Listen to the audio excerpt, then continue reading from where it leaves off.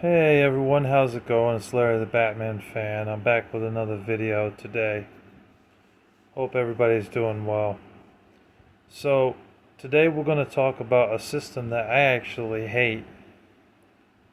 Um, that system is the Panasonic 3DO. The Panasonic 3DO was created by Panasonic, obviously. Came out in 1993. I was just a baby when it came out.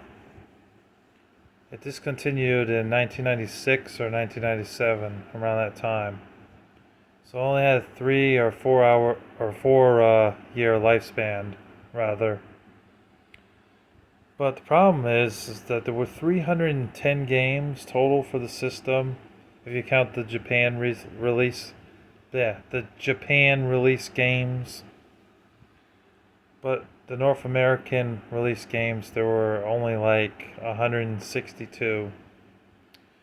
So, Trip Hawkins was the guy that decided to design the 3DO console.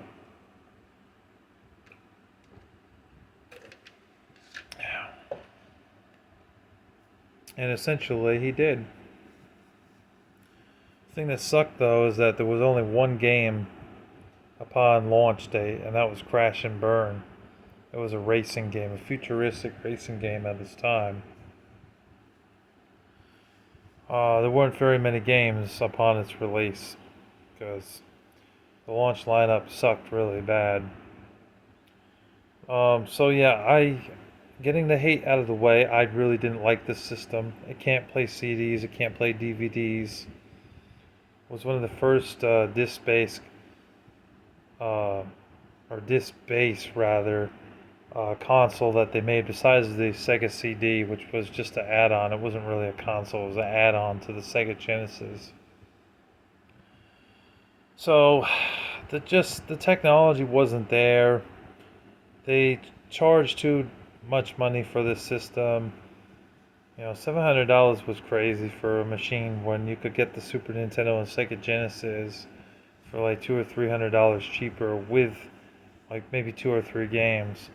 Like a $300 console, two or three games, you're set. And that $700 bullshit, and then pay like $60 for a CD, and then taking it home and find out it's a piece of shit game that fucking blows, you know? But not all the games sucked on the system. Getting the honorable mentions out of the way, Alone in the Dark 2 was a decent game, but the controls, they kind of suck. If you could fix the controls, which you could, or you got used to the controls, then the game was actually okay to play. The first Alone in the Dark game was just meh, because it had the shit controls. The second game, at least you could fix the controls a bit, so I give the second game a plus. Return Fire 2, Maps of Death, that's a good game. And also, Space Pirates was an okay light gun shooter. It wasn't amazing, but it was okay. And Mad Dog McCree was also a good game for a light gun shooter. And I think it was called Crime Patrol. That's actually a good game for a light gun shooter. Even though it had a lot of um, full motion video going on in it, it was still a decent game. And the sequel, Crime Patrol 2, decent game. Now for the top 10. So, number 10 for me has to be Killing Time. It was a first person shooter. It mixed survival horror elements in the game. Essentially, you're playing as some guy and you go through the levels of the game. There are parts of the game where you see ghosts and you hear dialogue going on. There's scary atmosphere and everything in the game, and the environments and the level design was pretty good. I was impressed by that. And you get to kill chickens in the game, kill hunters, and you kill these weird monsters in the game. I never beat the game when I played it. It was very hard. They didn't give you enough health. If they had given you more health, I could have put this game easily in my top 3.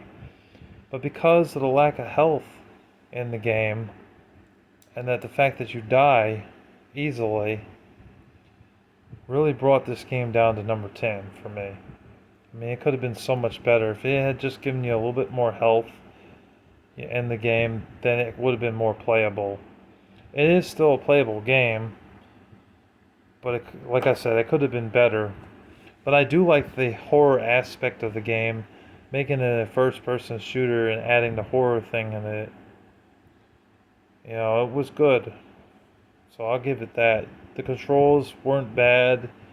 Um, yeah, so overall, Killing Time was a pretty decent game for the 3DO at number 10. Number 9 is The Incredible Machine. That was a decent 3DO game. The Incredible Machine was a fun game. It was a puzzle game, but it wasn't crap. You know, it kind of reminded me a little bit like Pipe Dreams on NES. You know, a little bit like that. Look up some gameplay, y'all see what I mean. It's not a bad game for a puzzle game. Number 8 is Guardian War. Guardian War was a decent RPG game. The only thing I didn't like is when you first start the game, they don't give you a lot of health. And it's very hard. You gotta kill these monsters in the game. And first monster you fight is a bit of a bitch to kill, and when you finally do kill it, you're like, thank God.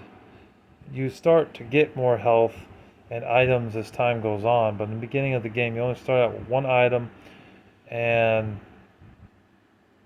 a below average amount of health. If it had given you more health in the game, it would have been a better game overall. But still, for one of the only RPG games on the system, not bad. Alright, now number 7 is Star Wars Rebel Assault. That's a good game for the 3DO. It was fun. It's like a flying game where you shoot these things. I had a little bit of full motion video in the game, but it really wasn't a bad game overall. It was still pretty fun. I think we're on number 5 now. Number 5, let's see, what would number 5 be? Number 5 is Gex. I think Gex was a pretty good game for a platformer game. You could get this game on PlayStation or Sega Saturn, but the original release was on the Panasonic 3DO. And even though Gex says some things in the game that make you want to tell him to, you know, shut up and things like that, and like stop talking to me, stop taunting me, the game overall is still a pretty playable game. It's still a fun platformer for the 3DO. It's not bad. Number 4 is Tripped, another puzzle game for the 3DO. Not a bad puzzle game. Kind of plays like Tetris a little bit. Not as good as Tetris, but still a fun title. Yeah, I'll be down in a few. So it was a good game. It was a lot of fun. But like I said, not on the level of Tetris at all. We're at number 3 now. Number 3 has to be, let's see, Lucinian's Quest. The best RPG game on the system, on the 3DO. It's really not a bad game. It's a good one. I recommend that. Lots of exploring and exploration. I think that's the right word. And, you know, talking to the people in the village and stuff in town and whatnot. It's a good game. A lot of leveling up, a lot of power-ups and everything that you can get in the game. It proved to be a good RPG game and a good game on the 3DO. But watch out, because a complete copy of Lucinian's Quest is going for about $500 to $700. It's not a cheap game by any means. Number 2 is Snow Patrol, or Snow Day. I think it's called Snow Day. It was an FMV video game for the 3DO, but it didn't suck. It was actually pretty good. I recommend it. Um, you're basically this guy who's trying to find out who murdered your girlfriend. So along the way, you talk to people, and you try to gather up clues and things like that to find out who killed her. It's a good one. One of the only good FMV games on the 3DO. There were only a few worthwhile. That and the Crime Patrol games, and Space Pirates was alright. And number one is no surprise. It is Road Rash. Yeah, Road Rash is a good game. That was the best game on the 3DO. It's available also on the original PlayStation, and it's a little bit cheaper on the PlayStation. I think it was only about $25 for a copy. 3DO version goes for almost $100, but it looked better on the 3DO surprisingly, and it played better. You get to run over old ladies in the game, and run over people that get in your way. The game was a decent length too, probably about 7 levels or something, and it really was a fun racing game. Plus, you get to beat the shit out of people with bats, clubs, and chains and sticks. So it was awesome. And the FMV cutscenes in the game were interesting. Excuse me, and were fun. Another honorable mention game, I gotta mention it because I didn't put it on this list, is Escape from Monster Manor. It was a first-person shooter on the 3DO. Yeah, that was a good game too. It had some creepy elements to the game, but it was a decent game. Had like a rocking chair. It was rocking back and forth with nothing there. You had these little Grim Reaper dudes that you had to fight, and you had to shoot them with your like laser gun. Good times, man. A lot of fun. There was another Star Wars game on the 3DO that was also a really fun game. I don't know if it was Star Wars Chess or what the name of the game was, but it was a decent game. I also thought that Battle Chess was a decent game for the 3DO. Not a bad chess game. Only problem was it was slow. So you had to have the patience to play that game. And I think there were one or two other good games on the 3DO. Oh yeah, Super Street Fighter 2 Turbo and Primal Rage were actually good fighting games. Oh yeah, and Samurai Showdown, that's also a good fighting game. But Way of the Warrior and Shadow War of Succession or something, those games really sucked. They weren't a very good titles to play. So that's basically all I wanted to say. I thank you guys for watching and listening and checking me out. Take care. Bye.